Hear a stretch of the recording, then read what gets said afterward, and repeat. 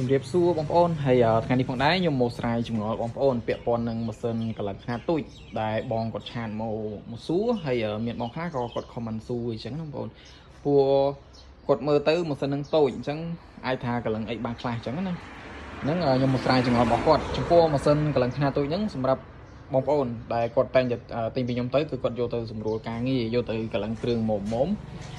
ពួកហ្នឹងជាប្រភេទម៉ាស៊ីនកលិតខ្នាតតូចអញ្ចឹងបងប្អូនអញ្ចឹងបើយើងកលិតគ្រឿងធំអីក៏ពិបាកដែរអញ្ចឹងយើងកលិតបានតែគ្រឿងណាមុំគ្រឿងណាតូចអីយើងអាចកលិតបានមកស្រួលបងប្អូនខ្នាតហ្នឹងណាហើយចំពោះម៉ាស៊ីនហ្នឹងសម្រាប់បងប្អូនដែលគាត់ទិញទៅគឺគាត់ច្រើនគាត់យកទៅកលិតគ្រឿងម៉ូតូកលិតស្បែកកលិតចានស្បែកឬក៏កលិតអីផ្សេងដែលគាត់នៅឆ្ងាយជាងកលិតហើយពេលខ្លះគាត់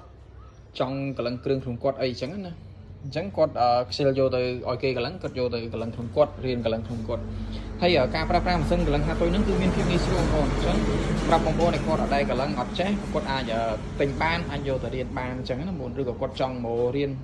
កលិតនៅកន្លែងខ្ញុំផ្ទាល់អីអាចមករៀនបានដូចខ្ញុំបងប្អូនព្រោះការប្រើប្រាស់គឺមានភាពងាយស្រួលបងប្អូនហើយការកលិតស្បែកអញ្ចឹងមានបងខ្លះគាត់សួរថាចុះត្រឹមចានប្រភេទចានស្បែកអូតូប្រភេទ150អីយើងអាចកលិតបានអត់កលិតបានដូចគ្នាបងប្អូនកលិតស្បែកកលិតចានស្បែកប្រភេទ150អីក៏យើងអាចកលិតបានដែរនៅលើម៉ាស៊ីនកលិតខ្នាតតូចហ្នឹងព្រោះហ្នឹងជាប្រភេទម៉ាស៊ីនកលិតខ្នាតតូចប៉ុន្តែយើងអាចប្រើប្រាស់បានច្រើនអញ្ចឹងណាបងប្អូនគ្រឿងមុំអីហើយមានភ្ញៀវខ្លះគាត់ទិញយកទៅគាត់ចូលទៅកលិតគ្រឿងកញ្ចែប៊ុំទឹកអញ្ចឹងគាត់ចូលទៅកលិតយកទៅចាក់ថ្មិញយកទៅអីអញ្ចឹងណាព្រោះម៉ាស៊ីនហ្នឹងយើងអាចចាក់ថ្មិញបានបងប្អូនព្រោះហ្នឹងតារាងចាក់ថ្មិញយើងមានទាំងអស់បងប្អូនចាប់ពី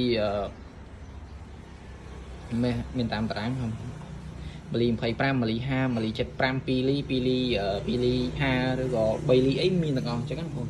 អញ្ចឹងយើងអាចចាក់ថ្មិញបាន